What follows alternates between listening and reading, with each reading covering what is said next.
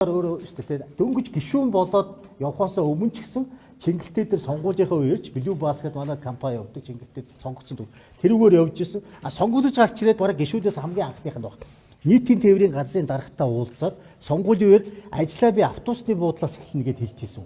За манай ээж бол нийтийн тээврийг удирдах газар насаараа ажилласан. Би хүүхэд байхдаа автобусны жолооч нарын дунд өссөн хүн байхгүй. Тэгээ автобусны амьдрал мэддэг учраас хамгийн түрүүнд 9 сард гарч ирээд нийтийн тээврийн асуудал номер 1 юм байна гэхэд маш олон хүн гэсэн шүү дээ. Чи буруу харж байна. Түгжилж нийтийн тээврээс болоод байгаа юм биш. Чи Сүхбаатар буруу байна. Чи замаа бод, орц харцаа бод, худалдаа үйлчлэгийг анхаар гэсэн байхгүй. Тэгэхээр нийтийн тээврийн үйлчлэгээний асуудлыг өдөр шөнөгүй одоо өглөө босоод санаа зовоод орой унтахтаа санаа зовж байгаа хүн Монголд ч одоо баг энэ чиглэлээр би сайд газар авахгүй ч гэдэг. Тэгэхээр би илүү их мэдээлэл авчихэд хүмүүс жолооч нартай уулзсан. Зорчигч нэгтгэл дээр нь очиж ажилласан, хувийн компани дээр очсон, автобусуудаар нь явж гин, зогсоолуудаар нь явж гин.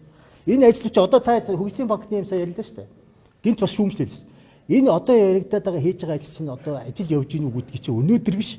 Магадгүй хэдэн сарын дараа энэ ажлууд гарна. Энд чинь өдөр болгоныхаа маш их цагийг зарцуулж байгаа байхгүй юу?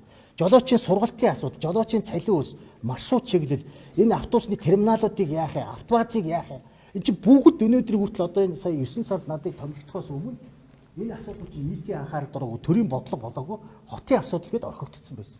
Тэгэхээр энэ асуудлыг чинь автобусыг ойлгодгүй хүн ийм бодлого одоо гаргаад та хэд энэ бодлогыг яриад байгаа чинь 9 сараас өмнө энэ асуудал нийгмийн төрийн одоо бодлогын төвд орж ирээгүй шүү дээ.